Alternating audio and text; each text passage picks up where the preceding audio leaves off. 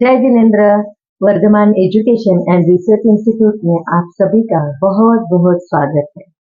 Varthaman education and research institute में आज पधारे हैं डॉक्टर M.V. मोदी जी, जो दिल्ली से हैं और रिटायर्ड साइंटिस्ट है DRDO के, और उन्होंने बहुत सारी पिछले 12-15 सालों से जैन आगमों का अध्ययन किया है और उनको साइंस के साथ जुड़ा हुआ है। और ऐसे हमारे मोदी जी आज हमारे यहाँ लेक्चर देने आए हैं, जैन दर्शन का वैज्ञानिक स्वरूप। हम जानते हैं डॉक्टर मोदी जी आपको क्या कहना चाहते हैं। धन्यवाद।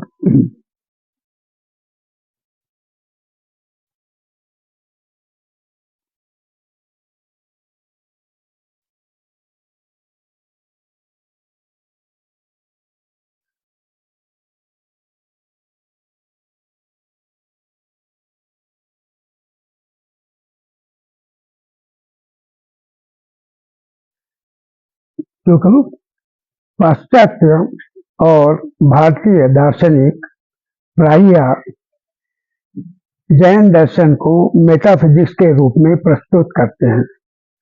मेटाफिजिक्स तंत्र मंत्र जादू टोना के विज्ञान को कहा जाता है। हमारे आचार्य कहते हैं कि जैन दर्शन सम्यक ज्ञान है 6 द्रव्य और 9 तत्वों का अथवा जीव अजीव पदार्थों का। जो ज्ञान है वह मेटाफिजिक्स कैसे हो सकता है। हमारे गत 10 वर्षों से मैं जैन आगमों का अध्ययन कर रहा हूँ, विज्ञान की पृष्ठभूमि में और वैज्ञानिक दृष्टि से। मुझे यह प्रतीत होता है वास्तविकता जैन दर्शन एक बगैर ईश्वर की सहायता के इस विश्व की जीव अजीव पदार्थों की उत्पत्ति कैसे हुई, इसका विज्ञान है, और यह विज्ञान वर्तमान के विज्ञान से भिन्न नहीं है। अतः जैन दर्शन वास्तविकता मेटाफिजिक्स नहीं है, रियल साइंस है, जिसमें भगवान यह कहते हैं कि बगैर ईश्वर की सहायता के इस विश्व का अस्तित्व बने रहता है। यह शाश्वत है, यह एक शाश्वत व्यवस्था है जिसमें परिवर्तन होते हैं। परिवर्तनों से हमें यह ऐसा अनुभव होता है मानो यह सारा संसार अस्थिर अथवा अशाश्वत है। सर्वप्रथम यदि हम यह कहते हैं कि ईश्वर का अस्तित्व नहीं है, तो हमें यह बताना होगा कि इस विश्व की उत्पत्ति कैसे हुई, किसने की, कैसे हुई। जीव अजीव पदार्थ नाना प्रकार के भिन्न भिन्न प्रकार के ग्रह तारे असंख्य तारे आदि की उत्पत्ति कैसे हुई, इनका भविष्य क्या है, इनका आरंभ का कब हुआ और अंत कब होगा आदि ऐसे अनेक प्रश्न हैं जिनका हमें उत्तर देना अत्यावश्यक है। और इन्हीं प्रश्नों का उत्तर भगवान महावीर गौतम स्वामी के प्रश्नोत्तर के रूप में देते हैं। सर्वप्रथम भगवान कहते हैं यह विश्व अनंत आकाश द्रव्य है, जिसको आकाशास्तिकाय या पंचास्तिकाय कहा गया है। इस पंचास्तिकाय को वैज्ञानिक कॉस्मिक स्पेस कहते हैं। तो विश्व मूलतः अनंत आकाश द्रव्य है, अर्थात एक प्रकार का अनंत रिक्त स्थान है, और इस रिक्त स्थान से ही जीव अजीव पदार्थों की उत्पत्ति अथवा विकास हुआ है। द्रव्य परिवर्तन ही जीव अजीव पदार्थों के रूप में हम देखते हैं। परिवर्तन ने आगमों को अब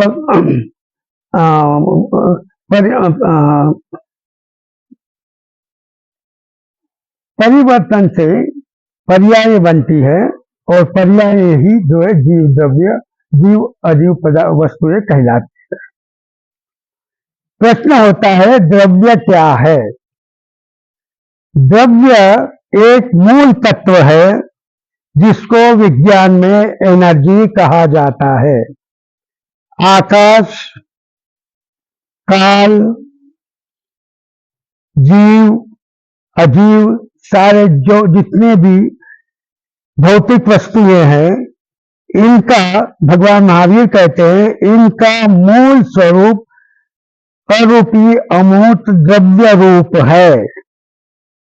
और विज्ञान कहता है ये सभी एनर्जी क्वांटम एनर्जी फील्ड है, अर्थात यह विश्व, यह ब्रह्मांड केवल एक अनंत ऊर्जा का क्षेत्र है, यह क्वांटम एनर्जी फील्ड है। और जो ऊर्जा का क्षेत्र है केवल ऊर्जा है, उसमें कोई नियम नहीं होते। अतः यदि यह कहा जाए कि विश्व की उत्पत्ति फिजिक्स या साइंस के नियमों के द्वारा हुई है तो यह उचित नहीं है, क्योंकि एनर्जी किसी भी प्रकार के नियमों का पालन नहीं करती। एनर्जी का नियम केवल है शाश्वतता, अर्थात वह परिवर्तन, उसमें परिवर्तन होते हैं परंतु वह शाश्वत रहते हैं।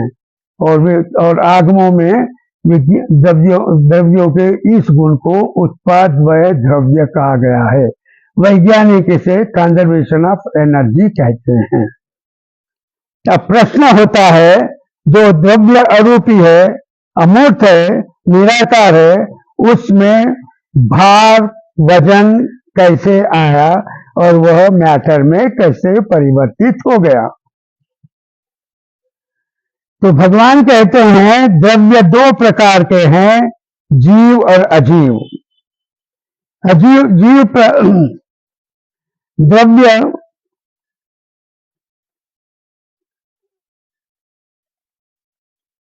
अरूपी है, अमूर्त है और उसमें ज्ञानोपयोग उसका गुण है। ज्ञानोपयोग का अर्थ ऐसा है कि जिस भी पुद्गल के संपर्क में यह द्रव्य आएगा उस पुद्गल में ज्ञान और चेतना का अनुभव होता है, जागृत होता है। जैसे यदि मैग्नेटिक फील्ड में कोई आयरन का पीस आता है तो वह भी जो है मैग्नेट की तरह से बिहेव करने लगता है। उसी तरह से जीव द्रव्य के संपर्क में जो भी पुद्गल आएगा उस पुद्गल में चेतना का अनुभव होता है। जो अजीव द्रव्य है उसमें एक द्रव्य आकाश द्रव्य है जो अनंत है। आकाश का अर्थ रिक्त खोखली जगह नहीं है। आकाश एक द्रव्य है, जिस प्रकार दूसरे द्रव्य है चार, उसी प्रकार आकाश भी एक द्रव्य है। इसका और द्रव्य को किसी भी द्रव्य कोई स्थान व्याप्त नहीं करते, उन्हें कोई स्पेस नहीं चाहिए।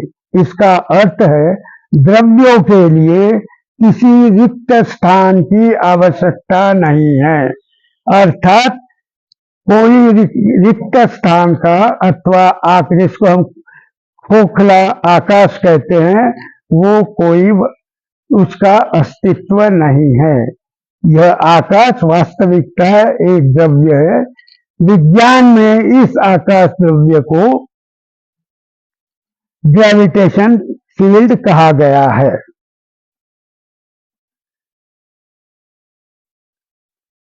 दूसरे जो द्रव्य है उनमें एक द्रव्य पुद्गल है, और पुद्गल का अर्थ है कि यह द्रव्य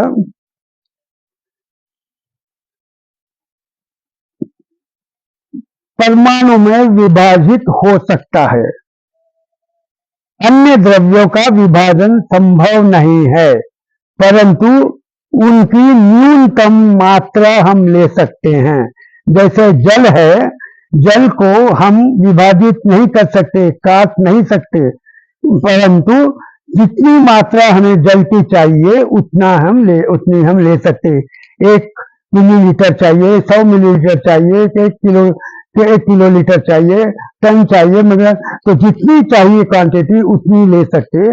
उसी प्रकार सारे कोई भी द्रव्य कम से कम न्यूनतम जो उसकी मात्रा है उसको एक प्रदेश कहा गया है। तो एक प्रदेश द्रव्यों की सबसे कम मात्रा है, और इस मात्रा को यदि पुद्गल के रूप में देखा जाए तो उसे परमाणु कहा जाता है। वास्तविकता प्रदेश, क्योंकि द्रव्य अरूपी अमूर्त निराकार है, अतः हमें प्रदेश का अनुभव नहीं होता, परंतु प्रदेश को एक क्षेत्र या एरिया के रूप में हम सोच सकते हैं।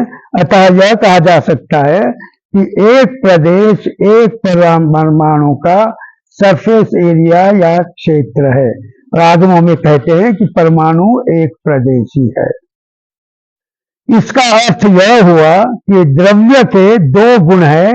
एक तो द्रव्य अखंड है, लोकव्यापी है, अरूपी है, अमूर्त है, उनका विभाजन नहीं होता। दूसरा, यदि जो है उनकी सूक्ष्म मात्रा ली जाए, जिसे हम एक प्रदेश कहते हैं, तो उस प्रदेश का अनुभव हम एक परमाणु के रूप में करते हैं। अतः यह कहा जाएगा कि द्रव्य के 2 स्वरूप, ड्यूअल नेचर, साइंस में इसे कहा जाता है ड्यूअल नेचर, कि वेव नेचर है, कंटिन्यूटी है, और साथ में पार्टिकल नेचर भी है। पुद्गल का अर्थ मैटर नहीं है। जिस प्रकार आकाश का अर्थ खोखली जगह नहीं है, उसी प्रकार पुद्गल का अर्थ मैटर नहीं है। मैटर रूपी मूर्त पदार्थ है, जिसको हम देख सकते हैं, हमारे इंद्रियों से अनुभव कर सकते हैं। एटम का नहीं, हमें इंद्रियों द्वारा अनुभव नहीं होता है, अतः एटम मैटर नहीं है, मतलब परमाणु मैटर नहीं है। एनर्जी का अनुभव नहीं होता इंद्रियों से, अतः एनर्जी मैटर नहीं है। परंतु सामान्यतः लोग मैटर में और एटम में भेद नहीं करते, और इस कारण अनेक वस्तुओं का ज्ञान मिथ्या रूप हो जाता है। तो यह ध्यान रहे कि परमाणु मैटर नहीं है, परंतु परमाणु से जो स्कंद बनता है वो मैटर है। तो पुद्गल परमाणु और पुद्गल परमाणु का द्रव्य स्वरूप है। पुद्गल, जिसको विज्ञान में प्लाज्मा कहा जाता है। विज्ञान में मैटर की 3 अवस्था बताई गई है, लिक्विड, सॉलिड, गैस। और पुद्गल न लिक्विड है, न गैस है, न सॉलिड है, अतः वो मैटर नहीं है। मैटर की एक चौथी अवस्था भी विज्ञान में कही गई है, जिसे हम प्लाज्मा कहते हैं, और जैन दर्शन में इस चौथी अवस्था को ही पुद्गल द्रव्य कहा गया है। तो द्रव्य के रूप में पुद्गल मैटर नहीं है, परंतु पुद्गल पदार्थ के रूप में सामान्य भाषा में उसका अर्थ मैटर होता है। अतः यह भेद करना अत्यंत आवश्यक है पुद्गल द्रव्य में और पुद्गल में। पुद्गल मैटर हो सकता है, पुद्गल द्रव्य नहीं। दूसरे अन्य 2 द्रव्य है, जिनको धर्म द्रव्य और अधर्म द्रव्य कहा जाता है। ये इस धर्म द्रव्य है, विज्ञान में धर्म द्रव्य को काइनेटिक एनर्जी कहते हैं, मतलब गति देने वाला द्रव्य, गति जिसको हम गति कहते हैं, मोशन कहते हैं, वो है। और अधर्म द्रव्य पोटेंशियल एनर्जी है, अर्थात स्थिति किसी भी वस्तु को जो है रोकती है, रेजिस्ट करती है, स्थित करती है। तो इस प्रकार आगमों में कहा गया है कि जो ब्रह्मांड है, जो यूनिवर्स है, वह पंचास्तिकाय लोक है, जिसे पंचास्तिकाय लोक भी कहा गया है। यह 5 द्रव्यों का समूह है। पंचास्तिकाय में काल द्रव्य नहीं है। पंचास्तिकाय निश्चय नय से विश्व का मूल स्वरूप है। यह 5 द्रव्य व्यवहार न्याय में काल के साथ सतद्रव्यात्मक, यूनिवर्स जो है सतद्रव्यात्मक यूनिवर्स कहलाता है व्यवहार में। और व्यवहार का अर्थ है कि मनुष्य को इसका अनुभव, द्रव्यों का अनुभव, किसी भी वस्तु का अनुभव केवल क्षेत्र और काल के रूप में ही, काल के परिप्रेक्ष्य में ही होता है। आगमों में कहा गया है कि जिसका ज्ञान हमें द्रव्य, क्षेत्र, काल और भाव के परिप्रेक्ष्य में होता है, वह व्यवहार में है। और ये चारों के चारों हमारे इंद्रियों के विषय है। अर्थात मनुष्य का जो ज्ञान है, विज्ञान का जो ज्ञान है, वो व्यवहार नय है। परंतु एनर्जी और परमाणु का अथवा पंचास्तिकाय का जो ज्ञान है, वो निश्चय नय है। विज्ञान में उसे क्वांटम फिजिक्स कहते हैं। तो सर्वप्रथम हमें यह जानना है कि इस द्रव्यों से जो अरूपी अमूर्त निराकार है, केवल 5 है। इन 5 द्रव्यों से जीव अजीव पदार्थों की उत्पत्ति कैसे हुई, किस नियमों के अधीन हुई। नियम केवल मैटर फॉलो करता है, अर्थात जो पुद्गल वस्तुएं हैं उन्हीं का नियम होता है।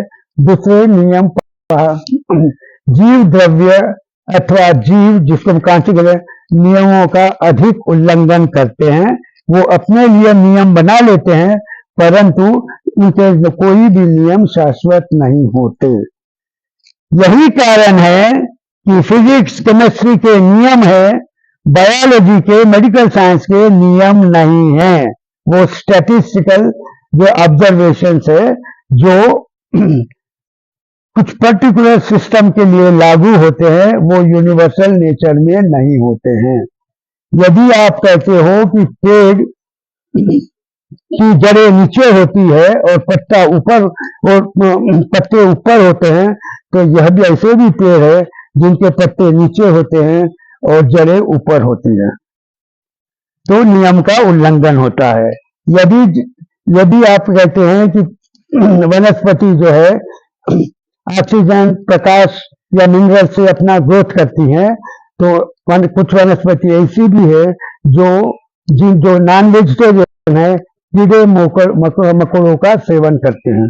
तो इस प्रकार आप देखेंगे कि जो जीव है, जिसमें चेतना है, जिसमें कॉन्शियसनेस है, वो किसी भी नियमों से बंधना नहीं चाहता। लिबरेशन जिसको हम कहते हैं, वो लिबरल रहना चाहता है, आजाद रहना चाहता है, और इस आजादी को ही हम मोक्ष कहते हैं। आत्मा हमारे बॉडी में बंद है, कैद है, इस कैद से वो छूटना चाहती है। और वह कैद किसका है? वह कर्मों का कैद है। तो कर्मों की निर्जरा अगर हो जाए तो आत्मा मुक्त हो जाएगा। मुक्तता, स्वतंत्रता, आजादी ही जो है वास्तविकता मोक्ष का मूल स्वरूप है। और यही कारण है कि जैन दर्शन में, केवल जैन दर्शन में मोक्ष की परिभाषा केवल ज्ञान के रूप में की गई है।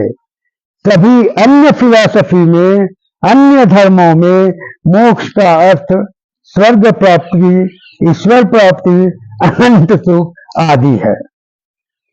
तो क्योंकि मोक्ष का अर्थ सर्वज्ञता है, केवल ज्ञान है, और केवल ज्ञान हम केवल जीवित रहते हुए ही प्राप्त कर सकते हैं। अतः जैन दर्शन में मोक्ष जीवित अवस्था में मिलता है, मृत्यु के पश्चात नहीं। अब हम आते हैं कि जैन दर्शन विज्ञान कैसे हैं।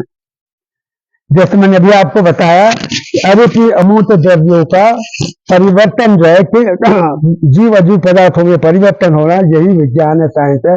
इसी को हम जो है हमारे विद्यार्थी जो है कॉलेज में यही पढ़ते हैं, परंतु अंत में उन्हें यह नहीं पता है कि यही के यही नियम, जो नियम वो स्कूल में और कॉलेज में विज्ञान के पुस्तकों में पढ़ते हैं, वही नियम हमारे आगमों में भी दिए गए हैं। परंतु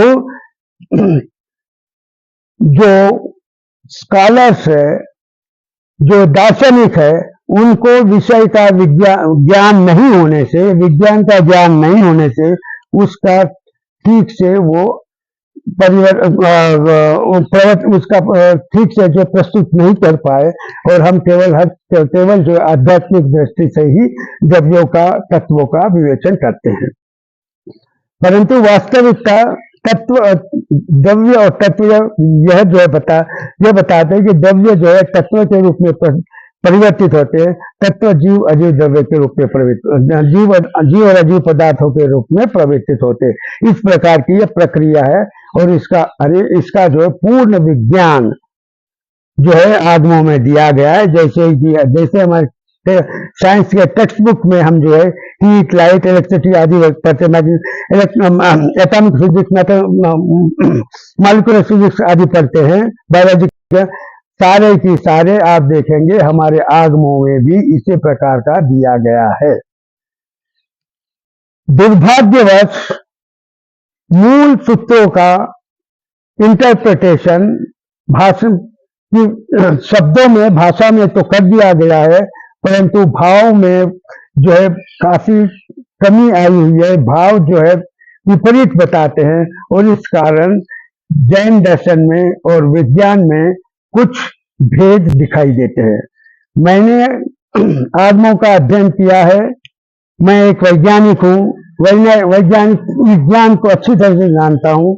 आगमों का भी अध्ययन किया है। मैंने अपने अध्ययन के बाद 4-5 किताबें लिखी है। विशेष करके पहली किताब जो जैन विज्ञान है, उसके ऊपर डॉक्टर सरिता जी महाराज साहब को जो है D.Litt की डिग्री मिली हुई है। दूसरी मेरी पुस्तक है वैज्ञानिक महावीर। तीसरी पुस्तक है quantum physics, Jainism and quantum physics. तो आप देखेंगे कि वास्तविकता जैन दर्शन को मैंने बिल्कुल विज्ञान के रूप में प्रस्तुत किया गया है, और जिनको भी इंटरेस्ट है वो इन किताबों को पढ़ के अधिक ज्ञान प्राप्त कर सकते हैं। अब संक्षेप में मैं थोड़ी 2-4 बातें बताना चाहूंगा, जिससे आपको जो है अनुभव हो जाएगा कि विज्ञान है जी। सबसे पहले द्रव्य देखते हैं। द्रव्य किसे कहते हैं? द्रव्य को वास्तविकता हमारे जो फिलोसोफर्स है, द्रव्य को सब्सटेंस कहते हैं इंग्लिश में। अब आप सब जानते हैं सब्सटेंस का अर्थ होता है केमिकल कंपाउंड। एक पदार्थ, केमिकल कंपाउंड या पदार्थ कभी भी मूल तत्व नहीं होता है। तो मूल तत्व जो है वो एनर्जी है। तो द्रव्य का अर्थ एनर्जी। एनर्जी दो प्रकार, विज्ञान में एनर्जी 2 प्रकार की कही गई है, इलेक्ट्रोमैग्नेटिक एनर्जी और मटेरियल एनर्जी। मतलब नॉन मटेरियल इलेक्ट्रोमैग्नेटिक एनर्जी। जो इलेक्ट्रोमैग्नेटिक एनर्जी है वो नॉन मटेरियल है, और दूसरी है मटेरियल एनर्जी। जैन दर्शन में भी कहा गया द्रव्य 2 प्रकार के, जीव द्रव्य और अजीव द्रव्य। अजीव द्रव्य मटेरियल एनर्जी है, जीव द्रव्य इलेक्ट्रोमैग्नेटिक एनर्जी है। 5 जो द्रव्य है, जैसे मैंने आपको पहले भी बताया, 5 द्रव्य में पहला द्रव्य आकाश है। आकाश द्रव्य है। विज्ञान में आकाश द्रव्य को ग्रेविटेशन फील्ड कहा गया है। दूसरे धर्म द्रव्य है, विज्ञान में उसे काइनेटिक एनर्जी कहा गया है। अधर्म द्रव्य है, उसको विज्ञान में पोटेंशियल एनर्जी कहा गया है। हीव द्रव्य है वो इलेक्ट्रोमैग्नेटिक एनर्जी, और पुद्गल द्रव्य है वो पार्टिकुलेट मैटर या प्लाज्मा है। अब जो विज्ञान के, तो इन एनर्जी का जो परिवर्तन है उसको आगमों में पर्याय कहा जाता है कि इससे पर्याय बनती है, और वो पर्याय ही पदार्थ है। अब सबसे पहले जो पदार्थ इन द्रव्यों का एक विशेष गुण है, और वो यह है कि द्रव्य अष्टकाय है। अष्टकाय का अर्थ होता है कि द्रव्यों का अस्तित्व काय रूप में, मतलब शरीर के रूप में है, और इसकी द्रव्यों के काया को हम लोक कहते हैं। तो मतलब यह है कि द्रव्य लोक व्यापी विस्तार, द्रव्यों का जो विस्तार है, जहां तक विस्तार हुआ है उस विस्तार को हम लोक कहते हैं। आकाश द्रव्य अनंत है, अतः जो अनंत आकाश द्रव्य है उसको अलोक कहा गया है, और इस आकाश द्रव्य के एक सीमित क्षेत्र में अन्य 4 द्रव्य है। तो जिस क्षेत्र में 4 द्रव्य और आकाश द्रव्य के अधिक 4 द्रव्य है, उस क्षेत्र को लोकाकाश अथवा दिखाई देने वाला लोक कहा गया है। विज्ञान में भी यूनिवर्स का यही स्वरूप है। यह आइंस्टाइन ने 1905 में दिया था, और आइंस्टाइन ने बिल्कुल आधुनिक शब्दों का ही प्रयोग किया है कि जो आकाश द्रव्य है उसको इनफाइनाइट एम्प्टी स्पेस कहा गया है, और जो लोक है, जो दिखाई देने वाला लोक है, उसको आइंस्टाइन ऑब्जर्वेबल स्पेस कहते हैं। अब ऑब्जर्वेबल स्पेस में वर्तमान समय में आप देखेंगे जो ऑब्जर्वेबल स्पेस है या यूनिवर्स है, उसमें बिलियंस एंड बिलियंस, मतलब करोड़ों करोड़ों जो है स्टार गैलेक्सीज है, और हर गैलेक्सी में बिलियंस एंड बिलियंस स्टार्स है, और 2 गैलेक्सी के मध्य जो है अंतर जो होता है वो कई सैकड़ों हजारों जो है लाइट ईयर्स का होता है। और लाइट ईयर का अर्थ होता है जो डिस्टेंस है, 2 गैलेक्सी के मध्य का जो डिस्टेंस है वो लाइट ईयर्स में गिनती होती है उसकी, जो सैकड़ों लाइट ईयर्स होता है। और लाइट ईयर का अर्थ यह है कि लाइट की जो स्पीड है, प्रकाश की जो स्पीड है, वो 3 लाख किलोमीटर प्रति सेकंड है। तो 1 वर्ष में प्रकाश जितना डिस्टेंस जाता है वो डिस्टेंस 1 लाइट ईयर कहलाता है।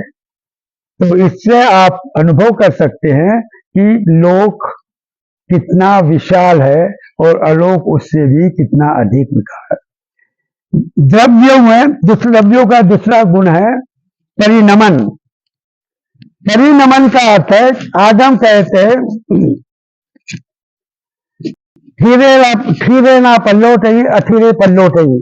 जो अस्थिर है उसमें परिवर्तन होता है, जो स्थिर है उसमें परिवर्तन नहीं होता। इसका अर्थ है क्योंकि द्रव्यों में परिवर्तन होता है, अर्थात द्रव्य अस्थिर है, और जो अस्थिर है उसमें वाइब्रेशंस या फ्लक्चुएशंस होते हैं। फ्लक्चुएशंस के कारण, वाइब्रेशंस के कारण वेव्स बनती है, तरंगे बनती है। तो जो अरूपी निराकार द्रव्य था उसमें परिणमन के कारण सूक्ष्म तरंगे बनती है, और तरंगों में क्योंकि आकार होता है, अर्थात उनमें आकार आता है। जो निराकार थे उनमें आकार आता है। इन सूक्ष्म तरंगों को हम शुद्ध पर्याय अथवा तत्व कहते हैं। इस प्रकार 9 तत्व है। इन 5 द्रव्यों से 9 तत्व बनते हैं। तत्व एक दूसरे में इंटरेक्ट कर सकते हैं, एक दूसरे पे प्रभाव डालते हैं, उसको एक दूसरे से बंध सकते हैं, और इस बंधन से जो संस्थान बनता है, वो संस्थान वो संस्थान जो है मैटर या अथवा जीव कहलाता है। इस इंटरैक्शन के आगमों में 3 नियम दिए गए और वही 3 नियम विज्ञान के दिए। पहला नियम है, एक द्रव्य दूसरे द्रव्य में परिवर्तित नहीं होता। दूसरा नियम है, द्रव्य शाश्वत है, उसका अतः उसका गुण है उत्पाद व द्रव्य, मतलब द्रव्यों की पर्याय उत्पन्न होती है, उन पर्यायों का विनाश होता है, परंतु द्रव्य शाश्वत रहते हैं। विज्ञान में यह नियम law of conservation of mass and energy कहलाता है। द्रव्यों का तीसरा नियम है, जीव द्रव्य की पर्याय जीव होती है, अजीव द्रव्य की पर्याय अजीव होती है। अर्थात अजीव से जीव की और जीव से अजीव की उत्पत्ति नहीं होती है। और जो बायोलॉजी जानते हैं वो जानते हैं कि बायोलॉजी का नियम है, लाइफ बिगेट्स लाइफ, कि जीव से ही जीव की उत्पत्ति होती है, लाइफ की उत्पत्ति नहीं होती। यद्यपि यह कहा गया है कि सर्वप्रथम जिसको जब पृथ्वी की उत्पत्ति हुई थी और पृथ्वी शीतल होने लगी थी, उस समय एक अकस्मात घटना हुई जिसके अंदर जीव की उत्पत्ति हो गई। परमाणु जो है परिवर्तित हो गए जीव में। परंतु यद्यपि इस नियम के ऊपर दो वैज्ञानिकों को नोबेल प्राइज भी मिला है, तथापि यह जो है जीव उत्पत्ति का नियम नहीं, यह जीव उत्पत्ति का सिद्धांत नहीं है। यह सिद्धांत बताता है कि इनऑर्गेनिक मॉलिक्यूल से ऑर्गेनिक मॉलिक्यूल्स कैसे बने, मतलब जो और जीव जो है, ये समझा जाता है कि जीव जो है ये एमिनो एसिड जो है एक ऑर्गेनिक मॉलिक्यूल है जिसको एमिनो एसिड कहते हैं। एमिनो एसिड की उत्पत्ति कैसे हुई, यह वो सिद्धांत बताता है जिसको सामान्य लोग समझते हैं कि अजीव से जीव की उत्पत्ति हुई। वो बात वैसी नहीं है। तो विज्ञान के नियम और जैन दर्शन के नियम आपने देखेंगे कि बिल्कुल समानता है। इस जब जीव अजीव पदार्थ तो जो जीव और अजीव द्रव्य की उत्पत्ति पदार्थों की उत्पत्ति है, वह मुख्यतः परमाणु और प्रदेश के इंटरेक्शन के रूप में हुई है। तो जो प्रदेशों का विज्ञान है उसे जो है क्वांटम फिजिक्स कहा जाता है, और जो परमाणु का विज्ञान है उसे एटॉमिक या मॉलिक्यूलर फिजिक्स कहा जाता है। तो इस तरह से आप देखेंगे कि उसमें बहुत समानता है। समय के कारण समय कम होने के कारण मैं यहीं पर अपने भाषण को जो विराम देना चाहूंगा। धन्यवाद।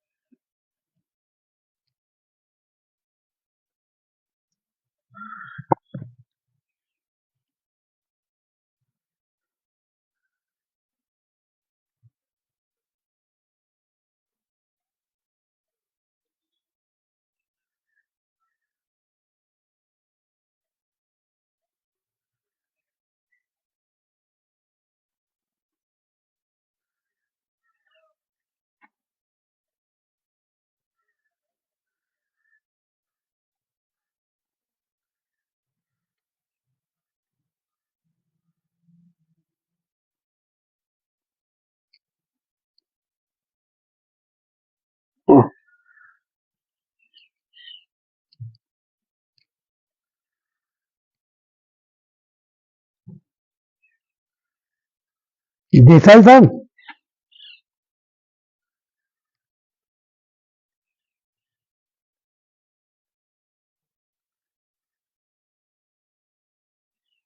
Back.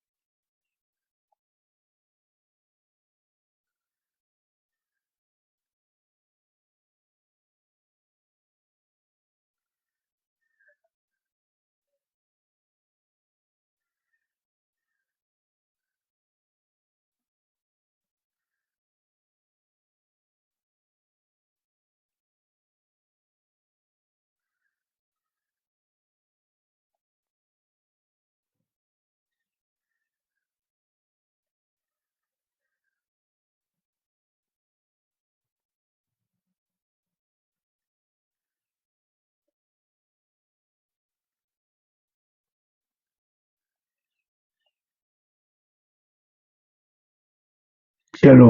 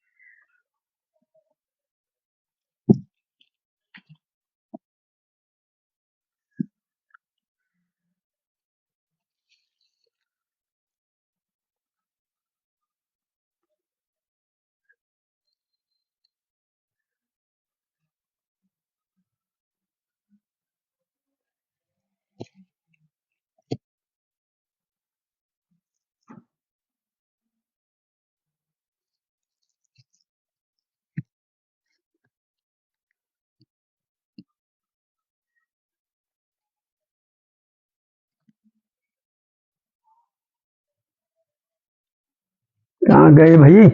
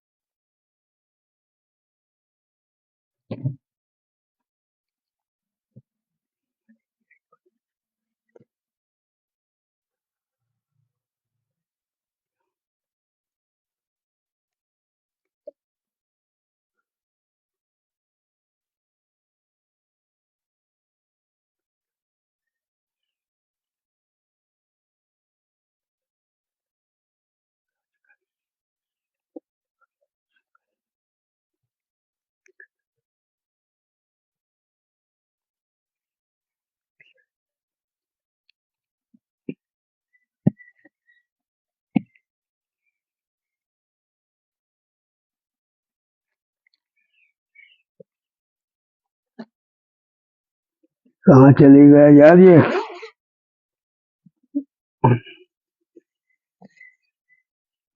सारी आया था मैंने।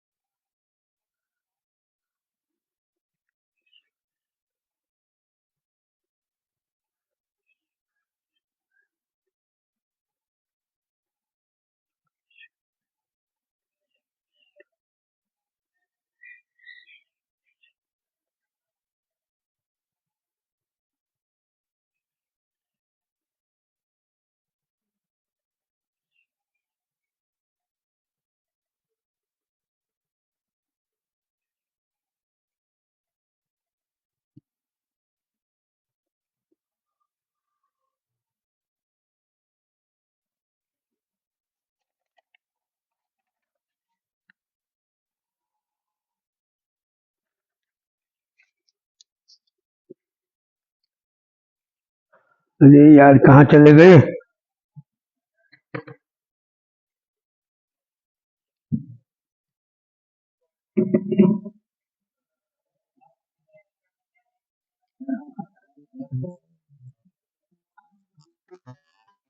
ठीक है, हो गया। कहाँ गए दिशाई? हाँ क्षमा जो कहते हैं 3-4 तरह की क्षमा बताई गई है। अच्छा एक कंडीशनल है, एक अनकंडीशनल है, एक यूनिलिटरल है, एक ग्लोबल है। आप जानती होंगी ये सब। हाँ हाँ, तो इसमें सबके रिलेटिव मैरिज क्या है और ये कैसे की जाती है और क्या पद्धति है इसकी, कब करना चाहिए और इससे अच्छा तो कोई प्रूफ ही नहीं है कि आपको स्वयं को ये अनुभूति हुई है, तो आप ये सब करिए तो अच्छा हो जाएगा काम। आपके हमें के चीज अच्छी हो जाएगी। तो उसका कुछ नाम क्या दे सकते हैं क्षमा के लिए उनको उसको?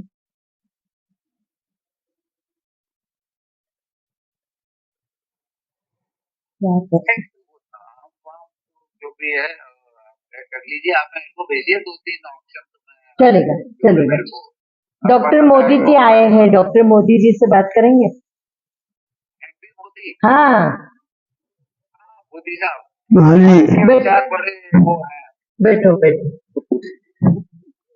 हाँ जी। प्रणाम साहब। कितना जय जय जय साहब कहिए।